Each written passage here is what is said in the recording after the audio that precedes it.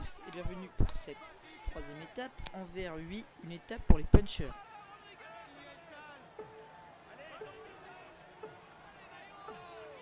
Bonjour à tous. L'étape qui nous est proposée aujourd'hui fait référence aux grandes classiques du cyclisme.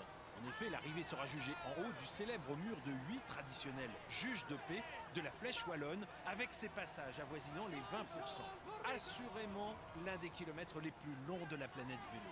Donc dans l'échappée, il va y avoir Siolek, Anderson et Tom Dumoulin. Donc pour le sprint intermédiaire, dont la Saxo a pris Peter Sagan, grand spécialiste du sprint. Il est maillot blanc, Peter Sagan, donc il a réussi à le récupérer dans l'étape numéro 2, Utrecht-Zélande. Sa meilleure chance de victoire, c'est de tenter une échappée de loin. Voilà le vainqueur du sprint intermédiaire.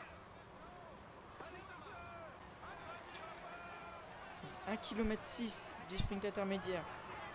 Donc Cancellara à l'avant, Peter Sagan qui prend un mauvais virage, donc il sprint à bloc, il prend un mauvais virage, Greppel qui est un petit peu devant, Mark Cavendish qui va passer à droite, mais c'est Peter Sagan qui va empocher les points, qui va empocher les 13 points. Pendant l'avance rapide, donc le groupe de tête a du mal quand même, ils perdent des secondes.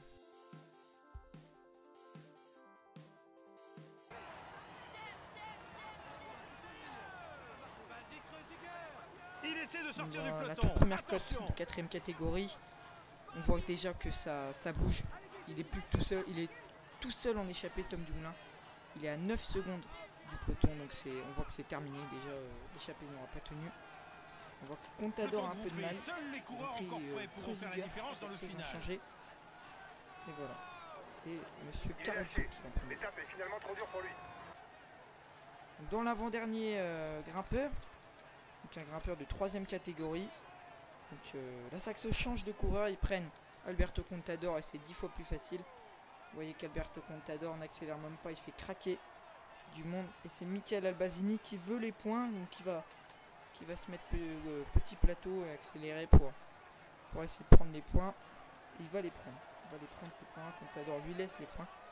Valverde lui qui attend l'arrivée pour, je pense, placer sa petite mine. Il devient le leader du classement de la montagne. Les coureurs vont pouvoir souffler un tout petit peu dans la descente. Donc voilà une descente avant d'arriver au mur de 8, c'est un mur avec des pentes à 20%, donc c'est assez compliqué. Il y a encore Alexander Christophe quand même qui est dans le peloton, ils sont plus de 37, c'est pas trop un peloton, c'est plutôt un groupe de tête qui va se disputer la victoire. On se dirige vers une arrivée coupée.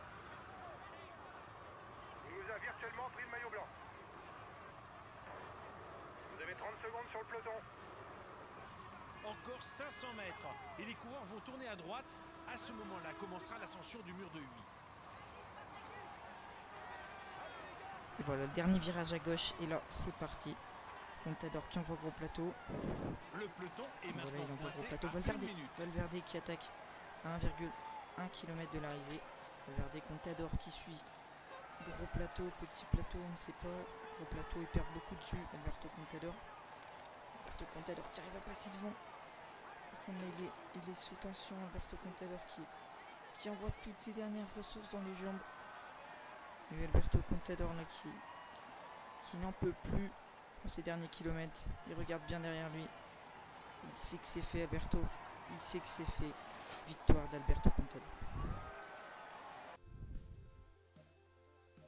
Donc gagnant de l'étape Contador, deuxième Alejandro Valverde, troisième Rodriguez et quatrième Daniel Martin. Donc Nibali prendra 30 secondes sur Contador. Donc c'est quand même beaucoup, les gros grimpeurs prennent beaucoup. Donc pour le maillot jaune, Contador est premier. Merci d'avoir suivi cette vidéo, on se retrouve demain pour Serein-Cambrai, étape de pavé, ça va bouger. Au revoir.